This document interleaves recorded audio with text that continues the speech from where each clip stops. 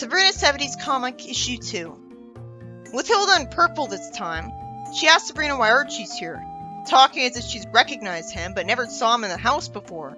Sabrina says that she invited him over, and Hilda's hoping she's interested in other boys than Harvey. So this is about Harvey, not about the fact that he's immortal. But because this isn't the later comic, this isn't the case. Sabrina stands up for Harvey and says that Harvey just wanted a guitar lesson. Wait, how does that make sense? If Hilda doesn't even like Harvey being here, wouldn't it make more sense for Archie to be invited over to Harvey's house? Because Harvey's not on a date with Sabrina. Sabrina doesn't have to be around him at all. You'd think that Archie would have gone to Harvey's house. None of this story would happen. But I guess the justification is that Harvey likes Sabrina so much that he's willing to do this at her house, even though she doesn't have to be around him at all. I guess he really wants to see her, witness him learn how to play the guitar, because he likes her that much. Hilda has no faith in Harvey and complains that he doesn't even have the good manners to wave goodbye yet. At least I hope that's what she means, because there's no way someone could not know how to wave goodbye. Hilda unrealistically falls over while laughing and says that Archie would have better luck trying to teach a hippo how to dance. Aside from Harvey being clumsy, it seems like him being a complete idiot is just an informed flaw. And we've only got Hilda's word for it, which makes these jokes annoying. Sabrina said she's gonna eat those words. If Hilda's right, then Sabrina would have an unrealistically idealized opinion of Harvey and will eventually get tired of him for constantly disappointing her as she wants him to be better than he is. It'd be more sweet if she knew what he was like and still liked him. Hilda says that Harvey's tone deaf, and tells Harvey to play guitar to make her laugh. So Sabrina predictably decides to use magic to make the guitar play. But the problem is, Harvey's hand can't possibly be moving here. There's no movement lines, and Harvey's clearly confused. I assumed, naturally, that her spell was going to make him play the guitar really well. Instead, she does this. Oh, Archie and Hilda reference magic fingers, so I guess his fingers did move. I guess either Sabrina knows a guitar too, or Magic tapped into Akashic Records to find the knowledge of how to play the guitar well. Maybe witches themselves made the Akashic Records. Like it's an internet database of all knowledge, to make magic easier for everyone. Hilda's smart enough to figure out what Sabrina did right away, while Harvey gets an ego, and Archie invites him to sit in with their group at the school dance. Sabrina's happy about Nevermind, she's realistically worried, and tells Archie that Harvey's not ready. Why doesn't she use magic to brainwash them out of this decision and erase their memories of what happened? Hilda even taunts her that she'd love to see Harvey get what he deserves. Then Hilda tells Harvey to show the world his great talent. I wish we saw Sabrina try to use her magic to get out of this, like I said. Only for Hilda to use magic to return things to normal because she really wants to see Harvey humiliated. So this is another time where Sabrina's use of magic only backfires on her. Unless she's using it to undo her previous mistake. This kind of thing was such a problem in the show that it made me wonder why she was even bothering to use magic anymore instead of learning her lesson. It's not a problem if most of her spells, or at least half of them, do work out like she wants. Which must have been the case in the later comic if they didn't make this complaint. And it was the case, I counted! So she's not using magic enough. Harvey's polite enough not to react to Hilda's insulting remark. I feel like there's too many panels of Sabrina being told that Harvey's gonna go play in front of an audience. I got it the first time. Sabrina desperately tried to tell Hilda she doesn't have to go see. And Sabrina doesn't want to let Harvey make a fool of himself in front of all those kids. They're teenagers. That always bothered me. Anyways, this would inevitably lead to her using magic on him again. But she has to let him humiliate himself eventually. She won't always be there to cast a spell on him. With all of Hilda's mockery of Harvey, I'm wondering if the comics leading up to its subversion were the reverse foreshadowing of being naturally gifted. Otherwise, that'd be a depressing ending for a story in a lighthearted comic. Hilda says that she's keeping her eye on Sabrina, so she can't use magic on him. Why would her previous spell be temporary? Why is she just assuming Sabrina's spell isn't still on him? Well, considering that she didn't want Harvey to play in a concert because it wouldn't be his natural talent, it does make sense that she'd assume that she took her spell off him. But we didn't see her do that. Oh, come on! Sure, Sabrina convincingly got Hilda to look over there by saying Cousin Ambrose was here. That could very well be true for all she knows. But she obviously would have heard Sabrina say that spell. Maybe she did, since she immediately accused her of magic. But she didn't have to say a spell the first time she used magic. She cast a spell, making Harvey suck at it. And Sabrina cast her spell again, and Hilda cast her spell again. You'd think everyone near them would hear them say their spells. This wouldn't be a problem if they simply thought their spell, if they have to make a rhyming spell to keep focused on something so complicated. Someone's clearly looking at Hilda when she says that if Sabrina casts one more spell, she won't let her out of the house for a week. But she could just warp out of the house, so I guess she means she'll take her powers away during that time. I guess the spy witch erased his memory of that. And again, the tale of a text bubble is misplaced. I assume it's Hilda who said that she wants to hear Harvey play on his own. There's a zap, and the music plays again, with Harvey saying that it's playing again, as if he knows the guitar was playing itself. I wonder if Cousin Ambrose did it. It's nice of Archie to say that this was a strange but good arrangement. But it's also so unrealistic. I think it's pretty obvious that if this was being realistic, the entire audience would think he did a terrible job, even if he played well sometimes. They'd only focus on the bad parts. Oh, instead this new Cousin Al saved the day. Well, it would be too silly of a coincidence if it really was the cousin she mentioned earlier. He fortunately explains why he's here. He came to pay his family a visit, and Ambrose told him what was going on. She gives Al a hug, saying she loves him. And when he asks to give her a ride back to the house, she smartly tells him not to show his face at her house for a while, or else Hilda would figure it out.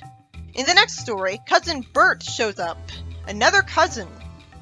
It makes sense that she would have a lot of cousins because witches live for a really long time. And he's a hippie, so why didn't they just use Sylvester? Of course, it's plausible that there'd be multiple hippies in her family, but still. It'd suck if the comic did this too much, bring in new redundant characters all the time when there's no reason not to just have Sabrina use magic instead. She's actually happy and says that she didn't recognize him with all that hair. And Ambrose asks, how can long hair be cool? Hilda asks what they've been teaching him at Salem University. The exact same university that Cousin Sylvester went to. And just like him, he says that he's with the new peaceful witch movement. And this time it's with a bunch of ladies with them. Is this a retcon rewriting Sylvester's story? Is that story non-canon now? That's pretty early to change your mind on a story. She's reacting to this like it's the first time it happened. It seems boring redundant to show us a plot with the exact same premise as last time. Like I'm seeing a game adaptation. But hopefully different stuff will happen this time instead of a window being broken again. He says he's teaching the girls how to conform the old establishment to the ways of the new movement. He's not showing much self-awareness here, because saying conform makes him sound like he's in the wrong and should respect them instead. It seems like the writer is portraying him as the bad guy. He uses magic to make Sabrina's house look like a hippie house. And Hilda's naturally angry at losing her furniture. He doesn't want to be called by his old name, calling it an old establishment name. That's taking it a bit too far. What would his parents think? Why does he think changing the furniture would make people willing to listen to him? He really is an idiot if he thought doing that would be a good idea. He's immediately happy to see Sabrina, saying that she's really grown. It's ironic that he says that she dresses old-fashioned, because I bet it was up to date with the fashion of the time. He uses his magic to change her appearance, and then her text bubble is colored green for no reason, as she said she thinks it's groovy. While in the story with Sylvester, she wasn't so happy about this. And why is Hilda's text bubble yellow now? I don't see the point of changing the colors of text bubbles for no reason. It's just confusing. At least give the text bubble of every character their own color, or associate certain colors with certain emotions if you're gonna do that. Suddenly Sabrina's back to normal and says that she didn't say anything wrong. So she was brainwashed into saying that earlier, and doesn't remember it. And he changed her back because he knew Hilda hated it. But then he insults her anyways. He lampshades that Hilda looks like she's going to a Halloween party. Why is it misspelled? It'd be kinda interesting if they kept this Halloween spelling for the whole comic, establishing that in this universe, that's how it's spelled. But I doubt it will be. He changes her clothes with magic, and she says she feels undressed. And yet she was perfectly fine with giving herself a makeover to humor Sabrina at the start of the 97 comic, which had her dressed in modern clothes. Reading this comic really makes it clear how out of character Hilda and Zelda were at the start of the 90s comic. He stupidly acts happy, saying that he bets she loves the change and feels younger. But unlike in the later comic, he's wrong. And she threatens to run her nephew out of town on a broom. At least she's not brainwashing him into being like her. Why is the girl on the right still smiling at this point? Is she stoned or finding this funny? He says that brooms give people splinters, and he says that what she needs instead is a motorcycle, which he calls a chopper for some reason. That makes me think of a helicopter. She says to get out of here because this isn't a garage. There's no way she can reasonably explain why she'd prefer a broom to this beyond her being old-fashioned. Normally motorcycles are dangerous, but if she's a witch who can fly on things and make herself levitate whenever she wants, then she'd be able to use her magic to fly well enough to not crash. So that would keep her safe regardless of whether she's flying on a broom or a motorcycle, which would obviously look cooler. Well, it'd look cool if it was black, not mostly white. Sabrina's nice enough to say this is a great idea, but dumb enough to say so in front of her aunt. She's happy at the idea of going on her appreciative cousin's ride, and Hilda takes this as the last straw because he's a bad influence on Sabrina. I definitely prefer this story with Sylvester, because there, the entire point he was trying to make, that he was allowed to make, was that the new witches are nice to mortals. It had an actual point to the story. But here, he's just about being a hippie and is made a complete fool out of. Why won't he tell her that the new witches are about being nice to mortals as his first message? That should be considered the most important one, the only important one. It'd be world building. Why else would he have a peace sign? I really wish he didn't have long hair. It made him annoying to look at the whole time. It's a shame because otherwise I'm fine with him. He can like whatever he wants, but he should know that he's making himself the bad guy by trying to force it on other people without even trying to explain why he prefers the other furniture and clothes. Though it's very hard to explain why he preferred the look of something objectively. All he can really say is, I just like it. He says that her house looks too old, and then uses magic to make it look like a hippie house. Again, what a dumb decision. His behavior would make total sense if he was intentionally trying to spite Hilda the whole time. And if you're told that he knew she's not allowed to actually punish him with magic, like turning him into a frog or killing him. So he has nothing to fear. Instead he seems completely well-intentioned, saying that she can thank him for this because now she won't be called a square anymore. I'd say he sure is brave for trusting an evil witch so much, but again, he probably has a good reason to trust her because they're related. He knows there's a limit to how much she would do to him. But that should be explained, so he doesn't look that stupid. He flies away on the motorcycle for some reason, when teleporting away would be much faster. I guess he does it because he just loves flying. Which has to be why witches even bother with flying. Ambrose is smiling when he says that's not over and it's just the beginning. So did he just find all of this amusing at Hilda's expense? It makes sense if he was visiting Zelda, who still hasn't talked. She sure is the quiet one. Or it's laryngitis. Well, that should be explained then. Finally, in the next story, we started out seeing Archie in front of Sabrina being told to leave the basketball court by his coach because he somehow tripped over the ball 5 times. How's it even possible to trip on a ball? Wouldn't he just kick it? I guess he tripped by accidentally putting his foot on it while trying to walk. Maybe that makes sense? But you'd think he would see what's ahead of him. Reggie insults him too much, acting annoyingly arrogant as he's good at basketball. Why did anyone put up with this character? Speaking of that, how does Veronica just say he's great instead of hating him?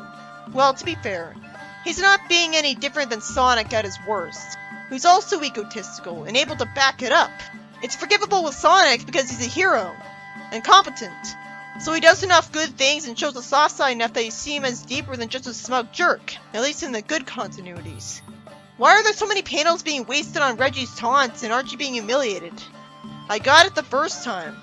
It's dragging out a mundane plot point to artificially pad things out with boredom. Finally, after all that, Sabrina casts magic. She thinks that Archie needs cheering up, so maybe a tug on her ear will help. It's interesting that she can use magic that way instead of always making it obvious by pointing. And I've seen magic used this way in Wizards of Waverly Place too. So that's nostalgic for me. I wish that show had way more magic in it. Suddenly, Archie feels confident, and asks Reggie to throw him the ball. He does so hoping he'll be humiliated, and he dunks it immediately. When Sabrina was thinking that he needed cheering up, I was hoping they were going for a subversion where she was smart enough to realize that it'd be unfair to everyone else to make him magically good at basketball, and have consequences where he'd be expected to stay good at it when he's cheating. Especially since being against that is exactly why she didn't want to keep Harvey really talented at the guitar when he was only talented at it because of her. So I assumed that her spell would just cheer him up, and that was it, because that was the moral standard she established earlier. She wanted to redeem him in the eyes of his peers, but clearly didn't think ahead. I don't feel like I need to talk about anything past them dunking the ball. We got it the first time. But it made sense that he needed to show he could do that again to prove they didn't just get lucky. The coach tells Archie that he could be the team's star player in tonight's game. I'm glad Reggie's upset at this, and that Archie made a basketball bounce off his head and into the net. If he gets humiliated in every single story he's in, and it's satisfying enough, then Reggie could be halfway worth it. He's reminding me of the bully Anton from the Sonic manga. He was there so you'd enjoy seeing him get slapstick. But seeing this made me think realistically about how getting a basketball to the head would actually injure him. It made me wonder if it was realistic for the coach to not care and just say it was fantastic. Does he hate Reggie just as much as him? This story's lucky I'm humoring it as much as I am by talking about it, since it seems to put the Archie characters in focus, while putting the much more interesting witch on the literal sidelines. And it's boring, dragging out a mundane plot more than it needs to. Somehow. The coach says that if that's how Reggie's gonna play, he won't even be in the game. And he should sit down and let Archie take his place. It makes sense if he was saying this because Reggie just got a head injury, so he should go to the hospital, or at least the nurse. But instead he says he's a bad player now because Archie hit him by surprise. Fortunately, Sabrina shows she's a good person again, saying that she's made Reggie depressed now.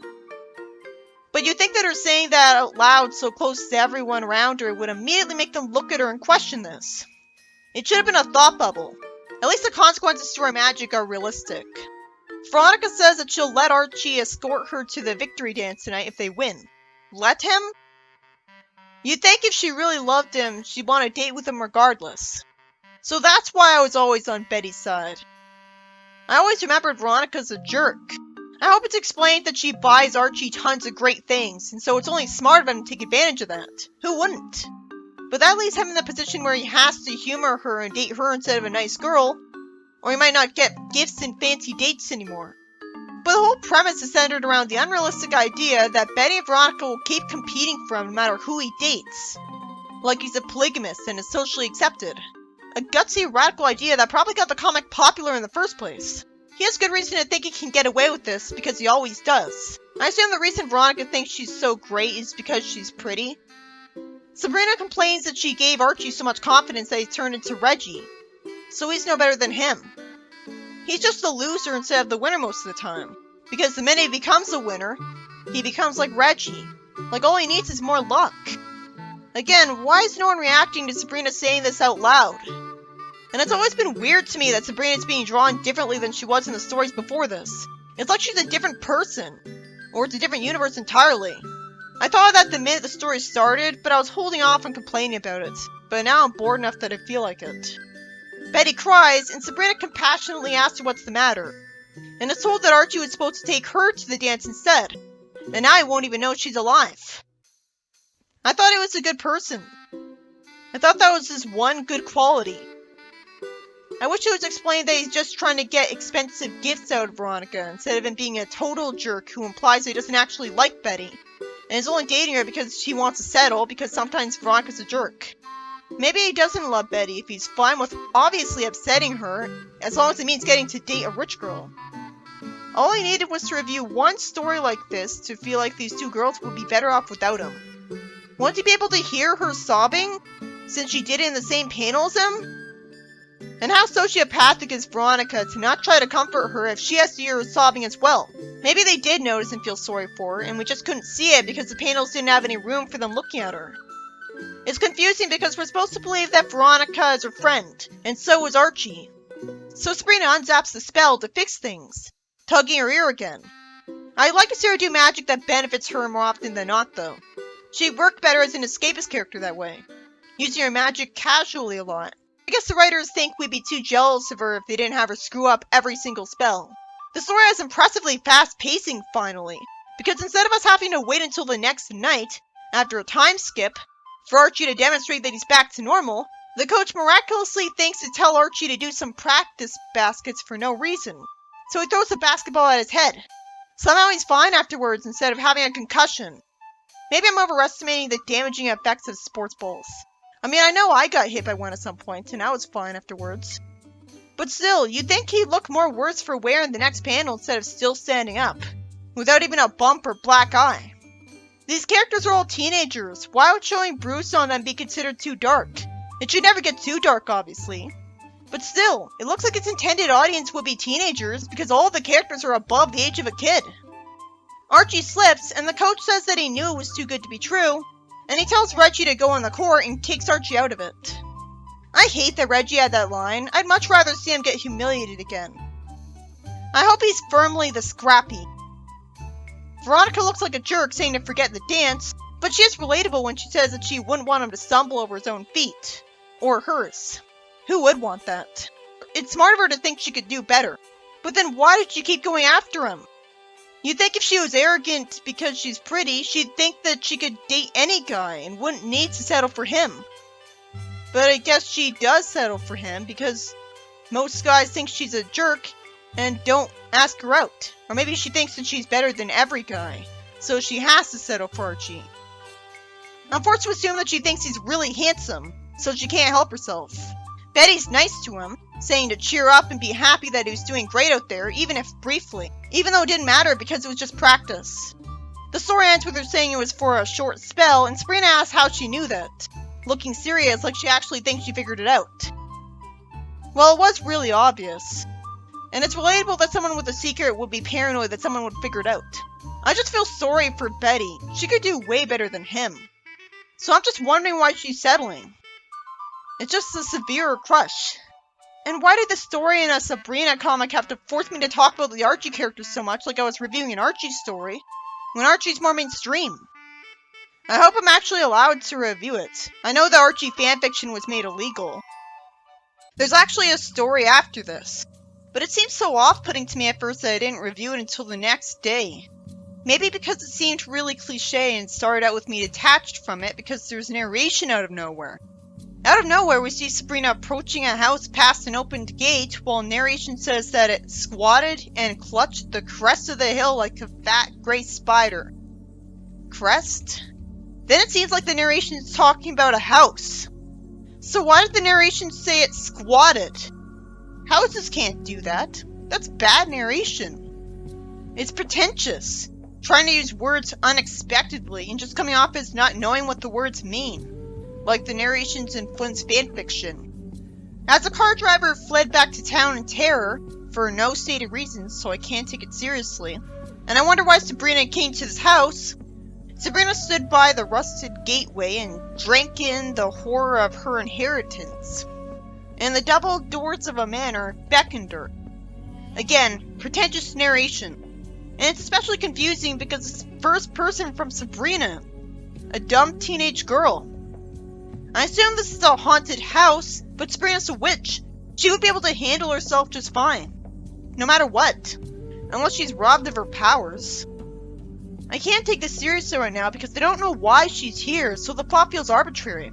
This started out in media res, giving me no reason why I should think this house is evil. All it's doing is having flowery narration that tells you that the house is really run down.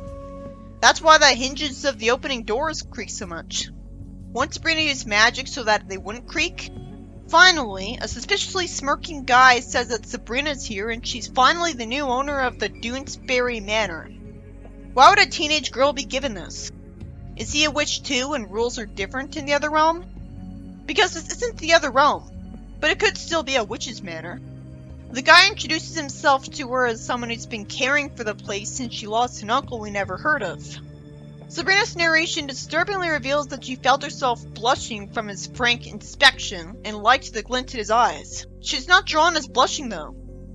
I wonder if this whole plot is a ripoff of something else and I just don't know the reference. That has to be the only explanation for why the story started out in media res and put Sabrina in a situation she doesn't belong in a genre she doesn't belong in. And it's just detrimental to the enjoyment of the story by making it confusingly illogical. Sabrina's told that she'll meet the other caretakers of the house later, and he wants to show her to her room. I don't know why she's here without her aunts. Suddenly she gets pushed forwards by something invisible, and a door almost falls on her. The mustached guy she just met, who's not her boyfriend, remember, calms her down by holding her, and made the narrow escape worthwhile, apparently. I have to assume the story has her as an adult the whole time, or else none of this would make sense. But then the narration should have explained this from the start. It's annoying otherwise. He justifies that the door fell because of dry rot, and Sabrina doesn't believe him and doesn't feel welcome anymore. Then why doesn't she just immediately leave? She could warp home whenever she wants. So the rest of this is just an idiot plot. Got it. She wished that he would stay by her side, but he insisted that she'd rest, without him. And the door clicked shut. She tells him to stay with her, and she's locked in. She screams in a room that's apparently soundproof as she keeps hitting it. And then finally she realizes this is silly and says, "What's a locked door to a witch?" Oh good, it's just a parody. Never mind, her spells don't work. Because bullshit. So it really is taking itself too seriously. There's only so seriously I can take it if I start out the story confused. We need background. I wish it was explained that, as I wondered right away, because it's always the witch side of her family that gets referenced, that guy was a witch.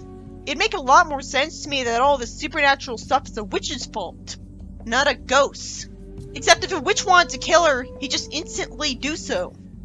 Not make a bunch of avoidable death traps in a house. He'd just point at her and she'd collapse of a heart attack. Wouldn't he point to knock her unconscious? At least grab her and snap her neck? This would apply to any ghost, too. Sabrina gets knocked out by sudden gas that exists for no apparent reason. She fell back against the bookcase and opened into a secret stairway, and she fell through it. It's interesting to see all the different things that happen in the plot. That's better than a plot being slow-paced, of course. But seriously, if anyone's trying to kill her, they're doing an inexcusably horrible job. So they're about as easy to take seriously as Elmer Fudd. The scream of insane organ music assaults her ears until she passes out, for no reason, and wakes up comforted in the arms of the mustached guy and blushes. He asks her how she got in the cellar, as I'm wondering why the organ music was even a thing. It didn't benefit him at all. He explains that he had come here to fix the furnace and found her. Sabrina tells him what happened, and instead of him giving her a logical explanation, he just says that she's overawed after all, and tells her to go back to her room. What, does he not believe her? Why would he assume she'd lie about that? He says that he doesn't smell any gas, somehow. And Sabrina naturally can't make it open again because she did it by accident before. Wait, she's a witch. But her magic didn't work before. So apparently the entire manor is enchanted. He says it's solid as a rock, and that the eerie depressing house just works in her imagination. Sabrina says she'll try to rest, when she could just leave. She would not look like an idiot if she tried to leave and wasn't able to. Sabrina thinks that there's an evil presence in the house that wants her dead, and she wonders if her uncle wants her dead or not. But why would he want that? If he had wanted her dead, he would have just pointed and given her a heart attack. It's like Shadow, he's so overpowered that you can't write him to actually want someone dead and not have him kill them, or it'd get really stupid. The door opened easily this time. She's in the grip of an unworldly force that's somehow allowed to do what it wants for no apparent reason. And she's propelled down the dim hole to a door. She felt the pressure at her back as she opened the door and started up the stairs. The whole time I was reading the story, I was thinking that this is the kind of story that I would never expect to see in the later Sabrina comic, and never would. Because it's so different from everything else for no reason that it's just too gutsy for it. If the premise was justified right from the start, this would be fine instead of me being too confused from plot holes to take things seriously. Plus, there's no way she'd be killed off. It's a lighthearted comic. So what's the point of trying to do a horror story where all the characters have plot armor? She hears a creak from a treasure chest in a dusty little room. What she can learn from family albums and legal papers tells her about a cousin Thomas, heir to Doomsbury after her demise. And she's naturally confused at first. Tom is short for Thomas, apparently. I knew a kid named Thomas once. He was never called Tom. So it turns out that the guy she had a crush on was actually her cousin, who was sneaking up on her and accused her of snooping. The idea that he was a bad guy not to be trusted had been given away the instant he was drawn smirking. in the first panel he showed up in. And I already didn't like him for acting like he didn't believe her. And he has a mustache when she has a crush on him, as a teenage girl. Sabrina confronts him on trying to kill her, and like I said before, if a witch wants to kill someone, they just point and instantly give them an aneurysm. It's more interesting of the story to have a wide variety of death traps against her, and it'd suck if she got killed off, especially that easily. But this is exactly why you can't write an overpowered character to want her dead then, because you're not allowed to have the story make sense. No one is lampshading the fact that he's been inexcusably incompetent the whole time because of his complexity addiction. If the story wasn't taking itself too seriously as if it was a played straight plot ripoff, the most pointless ripoff imaginable, then Tom would explain that he thought pointing and instantly killing her would be way too easy, kinda justifying the story. What made him think that playing really loud organ music would kill her? It just knocked her out. You'd think a witch would be able to make music so loud it'd be guaranteed to kill her, and it would have used a lot more gas than that. He rushes at Sabrina screaming as her back's to a tower window, and I wonder why, instead of insisting on killing her, he didn't just ask to live with her. She had even said, "Stay with me." So did he have any actual reason to not just literally take her up on her offer? He's that insistent on living in that house alone? Wouldn't he prefer to have someone else pay the huge mortgage on that house? How is Sabrina supposed to pay those taxes? She clearly didn't even like the house. She didn't feel welcome there. The story's being too serious, but I know it can't go too far, so Sabrina's just helpless, standing there doing nothing until he trips on a fallen cane. Granted, it is far more interesting that he got killed by tripping on a cane and falling through a window, but it'd be more family-friendly and logical if Sabrina was able to freeze him in time. Also, that window was made of the weakest glass ever. I know that window glass isn't that fragile. Maybe it's justified because the window is really old. I know that in the AVGN review of Paperboy, he kept throwing newspaper out a window and it took forever to even crack. If Sabrina's unable to use magic in the story, which was so unintuitive that I actually kept forgetting about it, what was the point of the girl being Sabrina at all if she never used magic, other than getting us excited for nothing? It'd be less annoying to use Harvey instead. The shattered window suddenly lets light and warmth into the house, which doesn't make any sense. And cheerful and gay, a line that dates the comic. Sabrina thanks the painting of her uncle, and I'm completely confused when she somehow assumes that he cut off her witch powers, and not the powers of the guy trying to kill her. Wouldn't she have preferred to have handled them with magic herself in a non-lethal way? Wouldn't you find this traumatizing to witness? He'd be made to suffer a lot more if he was put in prison because of her. I get what she was going for here, that she thinks it's sweet that her old relative saved her. But still, it's so convoluted that he cut off her powers and not the bad guy. At least the story being so different made it really stand out. And the Sabrina stories would probably get stale if there was never a story like this. I wish I knew the writers of the stories in this comic, but I don't because they didn't know to put their names in the right places. Whatever. The first story was about Hilda doubting that Harvey could play guitar well, being mean-spirited about it in a way that drags on too long. So Sabrina predictably makes him great at it with magic, but of course this has unintended consequences because she made an impulsive decision only thinking about the short term. So it's expected to play in front of an audience. And the two witches cast and uncast a spell on him over and over, because Hilda's smart enough to realize Sabrina used magic on him and figure it out right away. Then there's thankfully a plot twist, as yet another cousin of Sabrina's uses magic to make Harvey great at playing the guitar again, which impresses Hilda because she thinks he's doing that on his own. The cousin doing that was sweet enough and unnecessary enough that I didn't mind the complete lack of foreshadowing. After all, while he came out of nowhere, it made logical sense, so what's into Deus Ex Machina?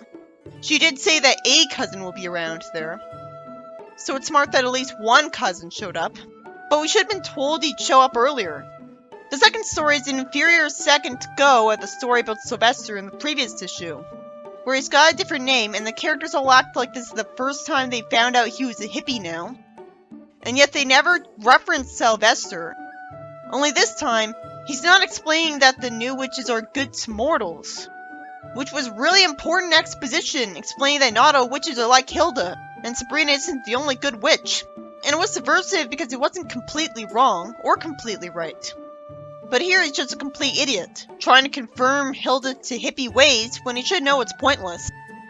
And this would be fine if it was explained that he's just doing this to spite her for being mean. But instead, he just acts well-intentioned. The previous story with the hippie was more nuanced, showing the positive side, an actually important part of his new movement. You know, the whole thing that his necklace is about. But he's just about everything that doesn't matter. So it's frustrating to watch. It wouldn't be so frustrating if it was Sylvester again, because then it could be adding to it, instead of it feeling like it's trying to retcon that story. The third story was what I mistakenly thought would be the worst one. It's mostly an Archie story, and it tends to drag out mundane plot points that are boring for too long and bore me instead of being faster. Sabrina feels sorry for Archie at basketball, so she makes him an amazing basketball player. But when that has extremely predictable consequences that she should have known if she stopped to think first, she undoes the spell. She wanted him to cheer up, why didn't she just cheer him up with magic? You'd think everyone around Betty would have heard her crying and comforted her. For such a predictable and basic story, it sure took too long. The final story was about Sabrina going to rest at a manor she inherited from her uncle alone, even though the comic is called Sabrina the Teenage Witch. This would be fine if it was explained in the narration that she's an adult in this story. It took itself noticeably too seriously right away, considering that the narration by Sabrina was jarringly pretentious and gloomy, and its setting was the cliché haunted house. It seems tacky to try to keep telling the audience that something's menacing before finally showing what's menacing. I mean, it gets me cynical. Like, how scary could it be? I knew she'd have plot armor the whole time. Despite this, it still kind of worked as a tense, grim story, especially when she fell down the stairs because of gas. But why didn't she just walk out the door and leave immediately after she got scared of the place? So the whole thing was an idiot plot, a bad writing trope. And Tom's an idiot too. First off, he should have known that he could have just talked things out with Sabrina and asked to keep living here if he wants to so badly. He never explains himself properly. He just jumps to wanting to kill her. You think he could chase her out by simply using magic to keep the house as spooky as this? And after a day longer, she would have taken off. She was already scared right away. He could have easily solved this peacefully. I don't think she wanted the manor. He was also an idiot by trying all these ineffectual things with his magic, like playing an organ too loud, instead of simply pointing at her and giving her a heart attack right away. He'd win in a second. Why didn't he simply brainwash her into not wanting to stay here anymore? Or, if I was somehow expected to believe he was immortal when he had access to death traps like gas and played really loud music with no consequences to himself, then still, he could have waited until she fell asleep and then killed her with no resistance, or just talked her into leaving the house. What an idiot. He has a complexity addiction.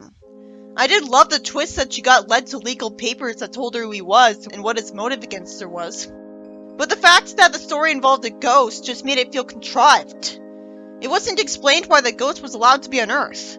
Couldn't she have found the legal papers from simply exploring the house of her own free will?